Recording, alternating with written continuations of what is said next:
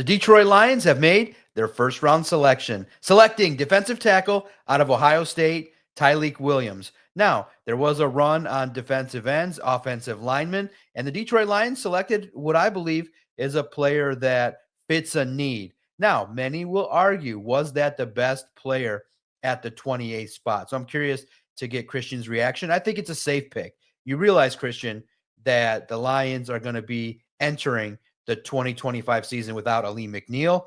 And while they did sign Roy Lopez in free agency, I think the Lions made a safe move to get a run stuffing defensive tackle that can be versatile, that can be the three technique nose tackle, and really compete with DJ Reader, knowing potentially that he could be a cap casualty or in the future, Williams can be a replacement. So all in all, I think it's a safe pick, but one in which you can argue maybe the Lions reached.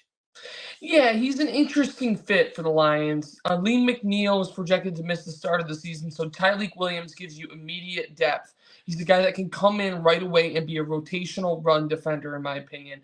I think he's going to be an early down type of player, first and second down, stuff the run, and then set up the pass rush unit on third down.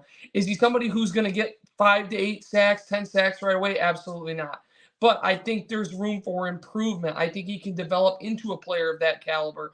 I'm really excited to see how the Lions approach his development. Are they just going to leave him as he is? He's 330 pounds right now. Projects size-wise as more of a nose tackle, but he's athletic enough to slide around and play the three technique. Or is he like an Aleem McNeil who, maybe he slims down a little bit, gets a little bit more agile, and then he's your three tech with some positional versatility. So I'm really excited to see what they do with Tyleik Williams. I like the fit. I think he's going to help him right away, but I certainly think there's room to grow for him. Is he a first-round talent? I'm not 100% certain, but he's a really good player with the potential to grow. There's not much more you can ask for.